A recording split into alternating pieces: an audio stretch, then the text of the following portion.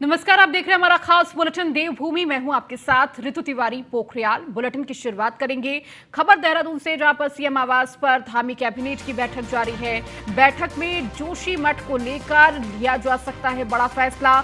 जोशीमठ भू धसाव की रिपोर्ट सभी तकनीकी एजेंसियों ने एनडीएमए की सौंपी दी रिपोर्ट। नई विस्थापन नीति पर मंत्रिमंडल की लग सकती है मुहर। तो शासन स्तर पर तैयार किए गए राहत पैकेज पर भी मंत्रिमंडल ले सकता है बड़ा फैसला। कैबिनेट में विधायकों की विधायक निधि बढ़ाए जाने पर भी प्रस्ताव आने की संभावना।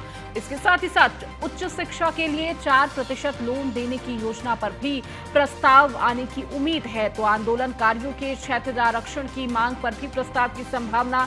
कैबिनेट बैठक में कुल 53 बिंदुओं पर हो रही है चर्चा।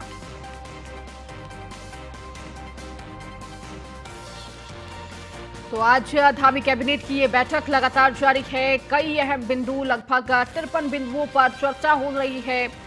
इस दौरान कई महत्वपूर्ण प्रस्तावों पर मुहर लग सकती है और खासकर जिस तरह से जोशीमठ आपदा को लेकर कई महत्वपूर्ण फैसले लिए जा सकते हैं, कोई बड़ा फैसला लिया जा सकता है। इसके साथ ही साथ जोशीमठ भू धसाव की रिपोर्ट सभी तकनीकी एजेंसियों ने एनडीएमए को सौंप दी है। नई विस्थापन नीति पर मंत्रिमंडल की मोहर लग सकती है। शासन स्तर पर तैयार किए गए राहत पैकेज पर भी मंत्रिमंडल फैसला ले सकता है। तो कैबिनेट में विधायकों की विधायक निधि बढ़ाए जाने को भी लेकर प्रस्ताव है, जिस प्रस्ताव पर मोहर लग सकती है। और अधिक जानकारी के साथ हमारे विशेष संवाददाता सुदीप जैन हमारे साथ जुड़ चुके हैं, उनसे ताजा अपडेट ले लेते हैं। सुदीप, धामी कैबिनेट की बैठक लगातार जारी है और इस बैठक में माना जा रहा है 53 बिंदुओं पर चर्चा की जाएगी। कौन कौन से ऐसे महत्वपूर्ण फैसले हो सकते हैं जिन पर प्रस्तावों पर मोहर लग सकती है?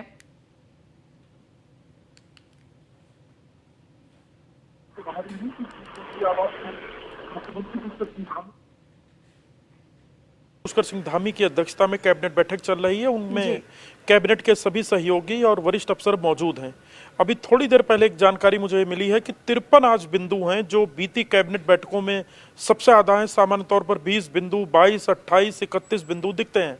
50 से अधिक बिंदुओं पर चर्चा चल रही है। इसमें जो प्रमुख सबसे ज्यादा जिन बिंदुओं पर निगाह है, उसमें जोशीमठ पर एनडीएमए की जो रिपोर्ट आई है उसके आधार पर राज्य सरकार केंद्र को क्या राहत प्रस्ताव भेजेगी, इस पर चर्चा संभव है। आबकारी नीति को लेकर अभी संशय है, क्योंकि मार्च में नई आबकारी नीति आनी है, तो आज ड्राफ्ट पेश हुआ है नहीं हुआ इस पर संशय है, क्योंकि विभाग के कई अफसर मना कर रहे हैं। वहीं विधानसभा का जो बजट सत्र गैरसैंण में आयोजित होना है, इस पर मंत्रिमंडल की मोहर लग सकती है। 4% स्कूली बच्चों को एक छूट विशेष का प्रावधान किया जा रहा है, उस पर चर्चा संभव है। इसके अलावा सहकारिता और कृषि, उद्यान, परिवहन के महत्वपूर्ण मसले हैं। परिवहन विभाग की मंत्रियों अफसरों के लिए जो वाहन खरीद की नई नीति है उसकी मंजूरी आ सकती है। मंत्रियों और अफसरों को वाहन अपग्रेड किया जा रहा है। कैबिनेट मंत्री सतपाल महाराज भी पूर्व में मांग करते रहे हैं कि गाड़ियां अच्छी हों, जिसमें 4 एयरबैग कम से कम होने चाहिए, ऐसी वो मांग करते रहे हैं। तो 53 बिंदु आज की कैबिनेट बैठक में डिस्कस हो रहे हैं और 2:30 बजे से यही ब्रीफिंग शुरू होगी, जिसके बाद जो कैबिनेट निर्णय लिए या किसी पर समिति बनी या जो बिंदु ड्रॉप हुए, उन सभी की विस्तार से जानकारी यहाँ कैबिनेट बैठक के बाद दी जाएगी। बिल्कुल सुदीप, अभी कैबिनेट की बैठक कितनी देर और चलने वाली है? क्या माना जा रहा है कि कितने घंटे ये बैठक और चल सकती है? जी, फिलहाल ये कैबिनेट बैठक जारी है। कैबिनेट से कैबिनेट मंत्री गणेश जोशी निकले हैं। अभी अन्य लोग बैठे हैं कैबिनेट बैठक में, संभवतः उनके विभागों के विषय आ गए होंगे, इसलिए वो निकल गए हैं। अभी कैबिनेट बैठक जारी है और इसीलिए अप्रॉक्स समय 2:30 बजे का मीडिया को दिया गया है ब्रीफिंग के लिए। ठीक है सुदीप, आप लगातार जुड़े रहिए और भी खबरों पर आपसे अपडेट लेंगे। लेकिन जिस तरह से ये कैबिनेट की बैठक चल रही है, लगातार नजर है कि इस बैठक में क्या कुछ महत्वपूर्ण फैसले लिए जा सकते हैं। खबरों में आगे बढ़ेंगे। प्रदेश के समाज कल्याण और परिवहन मंत्री चंदन राम दास ने सरकारी मंत्री आवास में रहना छोड़ दिया है। अब मंत्री चंदन राम दास केवल ऑफिशियल काम के लिए ही मंत्री आवास में जाते हैं। माना जा रहा है जब से मंत्री आवास में गए हैं तब से उनकी तबीयत लगातार खराब रह रही है। अब मंत्री ने रेस कोर्स के एक हाउसिंग सोसाइटी के फ्लैट में अपने रहने का इंतजाम कर दिया है। यमुना कॉलोनी स्थित मंत्री कॉलोनी में चंदन रामदास को R04 कोठी आवंटित है। वहीं कोठी से जायजा लिया है हमारे विशेष संवाददाता सुदीप जैन ने। राजधानी के वीवीआईपी यमुना कॉलोनी मंत्री आवास में जहां नेता और मंत्री बंगले पाने के लिए बेकरार रहते हैं, वहीं राज्य में पहली बार कैबिनेट मंत्री बने चंदन रामदास को बंगला भारी पड़ा और अब वो बंगला छोड़कर किराए पर चले गए हैं। दरअसल ऐसा उनका मानना है कि इस बंगले में शिफ्ट होने के बाद लगातार उनकी तबीयत बिगड़ी और वास्तु रूप से, यानी जो लोग वास्तु को फॉलो करते हैं उसके हिसाब से भी ये बंगला फिट नहीं पाया गया। हालांकि कई बार इसमें रेनोवेशन के काम और कुछ जरूरी चीजें हुई पर वो सटीक नहीं बैठी। बहरहाल अब मंत्री जी रेस कोर्स में किराए पर रह रहे हैं और कोठी खाली है, जो कि सिर्फ सरकारी कामकाज और जरूरी फाइलों मात्र तक सीमित है। अब सवाल यह है कि इतनी बड़ी संपत्ति का सरकार क्या करेगी, या मंत्री जी के नाम ही ये अलॉट रहेगा। तबीयत बिगड़ने के लिए सीधे तौर पर क्या बंगला ही जिम्मेदार है? कैमरा सहयोगी अंजीत के साथ सुदीप जैन, न्यूज़ 1 इंडिया, देहरादून। वहीं अखिल भारतीय विद्यार्थी परिषद के कार्यकर्ताओं ने देहरादून के डालनवाला थाने में कांग्रेस प्रदेश अध्यक्ष करण माहरा के खिलाफ तहरीर दी है, जिसमें माहरा और एबीवीपी की छवि धूमिल करने का आरोप लगाकर कार्रवाई करने की मांग की है। एबीवीपी का आरोप है कि माहरा ने अपने बयान में कहा कि बेरोजगारों के आंदोलन के दौरान प्रीतम सिंह के साथ विवाद करने वाले लोग एबीवीपी से जुड़े थे। माहरा ने इसके साक्ष्य होने की बात भी कही थी। एबीवीपी का कहना है कि अगर ऐसा है तो वो प्रमाण दे या फिर माफी मांगे।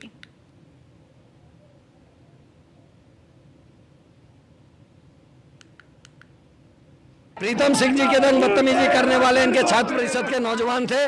मेरे पास सबूत है, जब पुलिस मुझसे सबूत मांगेगी उनको प्रस्तुत किया जाएगा। प्रीतम, मैं बड़े स्पष्ट शब्दों में कहना चाहता हूँ, सही बात है कि जब हमारे बेरोजगार साथी धरना प्रदर्शन कर रहे थे तो हमने समर्थन देने का प्रयास किया। उन्होंने कहा गोप है, तो स्वाभाविक बात है।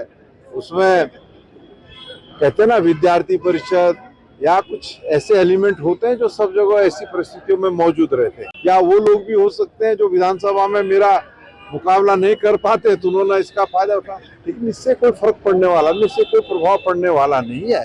नौजवान साथी अपनी बात कह रहा है, कांग्रेस उसके साथ खड़ी। मैं तो देखिए, प्रदेश कांग्रेस अध्यक्ष पर किस तरह से एबीवीपी की छवि धूमिल करने का आरोप लगा है। करण माहरा पर यह आरोप लगाया गया है कि वो एबीवीपी कार्यकर्ताओं की छवि धूमिल कर रही है। कार्यकर्ताओं ने तहरीर भी दी है। तो प्रदेश कांग्रेस अध्यक्ष करण माहरा के खिलाफ ये तहरीर दी गई है। माहरा पर एबीवीपी की छवि धूमिल करने का आरोप लगा है। इसके साथ ही उनसे कहा गया है कि अगर आपके पास कोई साक्षी है तो उसे प्रमाणित करें और नहीं तो माफी मांगे। तो थाने में ये तहरीर दी गई है प्रदेश कांग्रेस अध्यक्ष करण माहरा के खिलाफ। ये तहरीर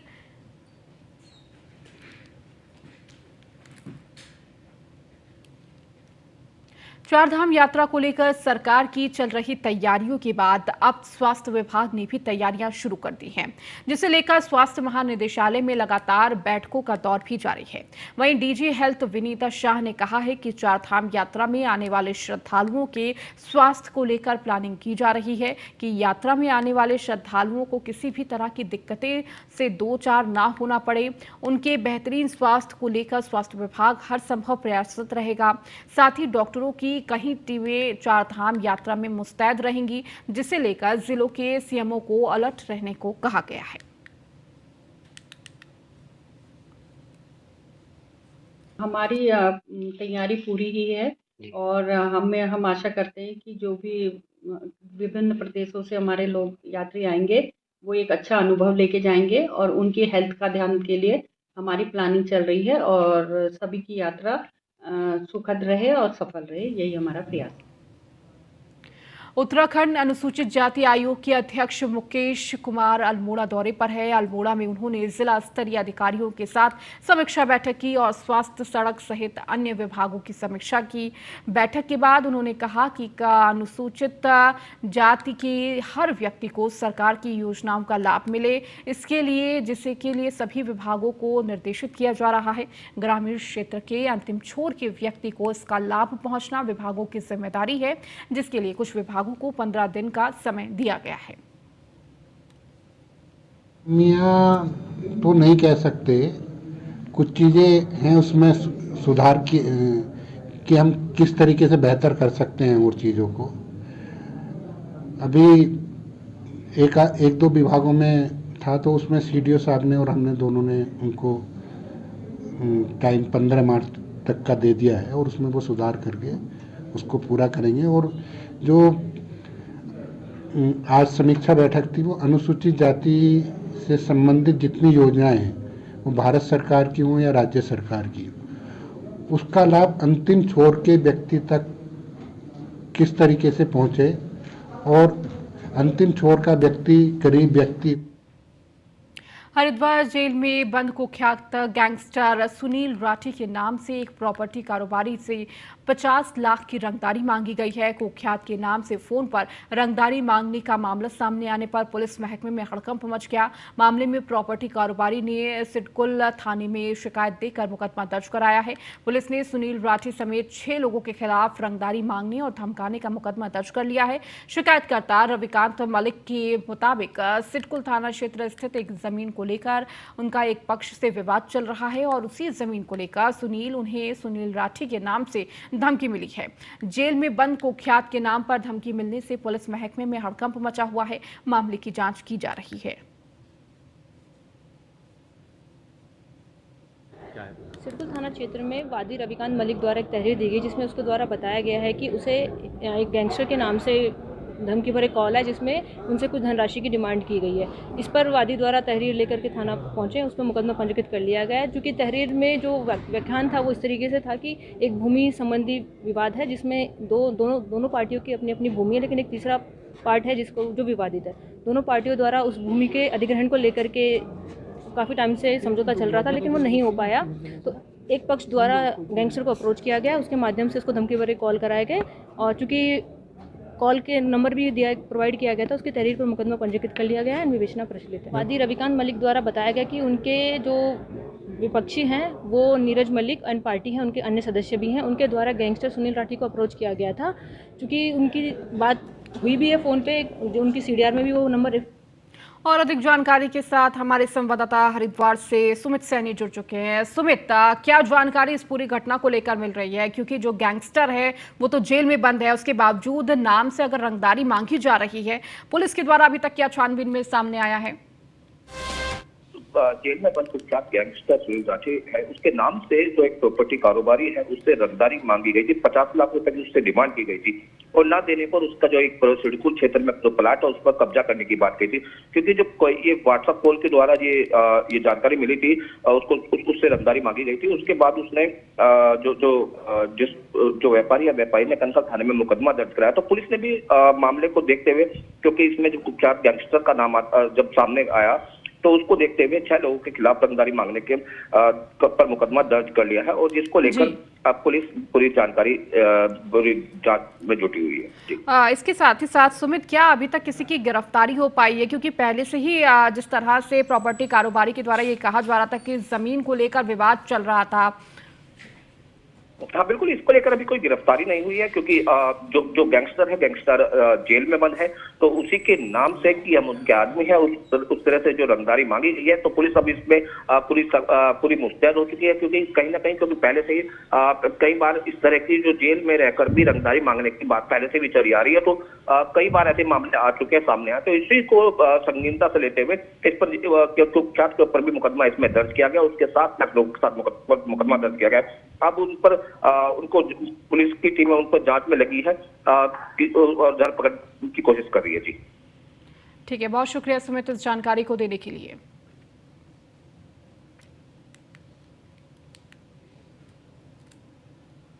भारतीय किसान यूनियन अंबावता के राष्ट्रीय अध्यक्ष चौधरी ऋषिपाल अंबावता के नेतृत्व में नई दिल्ली से हरिद्वार तक निकाली गई किसान चेतना यात्रा का हरिद्वार में समापन हुआ। यात्रा का कई जगहों पर किसानों ने जोरदार स्वागत भी किया।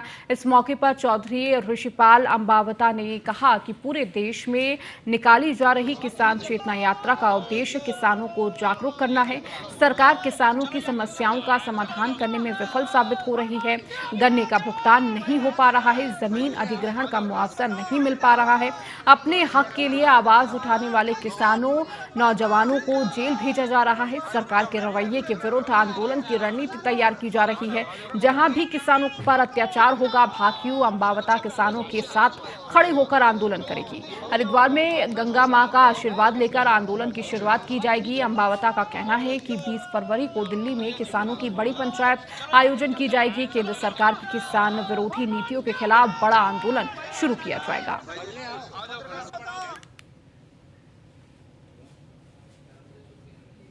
जागरूकता किसान को जगाने के लिए यात्रा निकाल रहे हैं। हमारा संदेश यह है कि हम दिल्ली से जब चले, हर जिले में बॉर्डर पर 1500 किसान हमारे लिए सड़क पर इंतजार कर रहे हैं। उन लोगों की बात सुनी, कहीं गन्ने का भाव नहीं है, कहीं ज़मीन का अधिग्रहण कर लिया, उसका आज तक मुआवजा नहीं मिला। यहाँ आए तो यहाँ जेल में डाल रखे नौजवानों को, छात्रों को जेल में डाल रखा है। तो ये कैसी सरकार है? ऐसी सरकार के खिलाफ भारतीय किसान यूनियन ने तय कर लिया आंदोलन। उसके लिए संघर्ष के लिए आज गंगा माँ से आशीर्वाद लेकर के पूरे देश में इस आंदोलन को तैयार कर रहे हैं। 20 तारीख को दिल्ली में जंतर मंतर पर बहुत बड़ी रैली हो रही है। किसान जगाओ, देश बचाओ, किसान बचाओ, संविधान।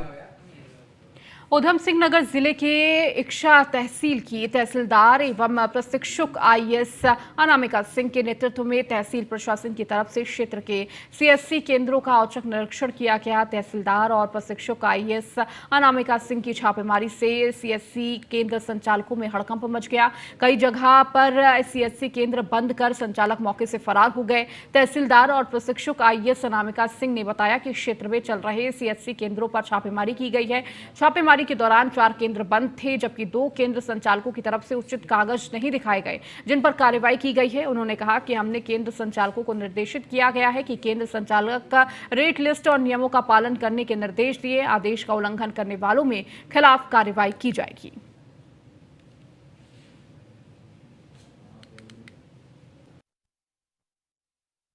हम लोगों ने यहाँ पर सीएससी सेंटर्स पे छापा मारा, तकरीबन 6 सेंटर्स पे मारा और वहाँ पर उन लोगों ने हमें पेपर्स नहीं दिखाए। इसमें से 4 सेंटर्स बंद थे, 2 को हम लोगों ने बंद कराया और उन लोगों ने हमें कोई भी परमिट लेटर नहीं आया। जो सरकारी परिसर में चल रहा था वो भी इलीगल वे में चल रहा था, तो उसको भी बंद कराया।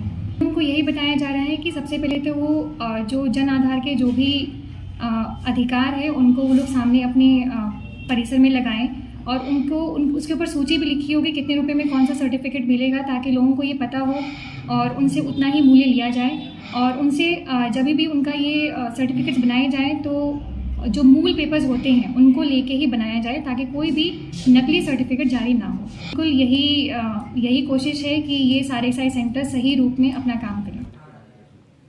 14 फरवरी को पुलवामा में शहीद हुए 40 जवानों को कालाडूंगी में स्थानीय युवाओं और जनता ने श्रद्धांजलि अर्पित की है। इस मौके पर स्थानीय युवा और जनता ने शहीद उधम सिंह पार्क में एकत्रित होकर मोमबत्ती जलाकर शहीदों को याद करते हुए श्रद्धांजलि दी और उनके बलिदान को याद किया।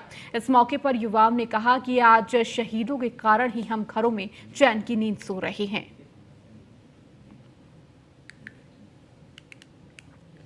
हमारे क्षेत्र के सभी युवा यहाँ पे इसलिए एकत्रित हुए हैं। इस दिन पुलवामा में सीआरपीएफ के ऊपर अटैक हुआ था, सीआरपीएफ आर्मी के ऊपर अटैक हुआ था, जिसमें हमारे जवान शहीद हुए थे। तो उनकी श्रद्धांजलि बनाने हेतु हम यहाँ पे एकत्रित हुए हैं। आज उनकी 4वीं श्रद्धांजलि थी, जो बनाने के लिए हमारे सारे युवा सारे क्षेत्र के यहाँ पे युवा आए हुए हैं और हमने वो श्रद्धांजलि बनाई कि हम ऐसे देश में रहते हैं जहाँ ऐसे जाबाज सिपाही हैं जिनके भरोसे हम अपने घरों में चैन की नींद सो पा रहे हैं। 14 फरवरी के दिन पुलवामा में पाकिस्तानी अटैक जो हुआ था, जिसमें हमारे हिंदुस्तान के जो वीर जवान शहीद हुए थे, उनकी श्रद्धांजलि पे आज हमने शहीद अमर सिंह पार्क कालाडूंगी की युवा और कालाडूंगी की जनता ने मिलकर उनको मोमबत्ती जला के श्रद्धांजलि दी है। और अब कालाडूंगी के युवा और क्षेत्रीय युवा बदल चुके हैं।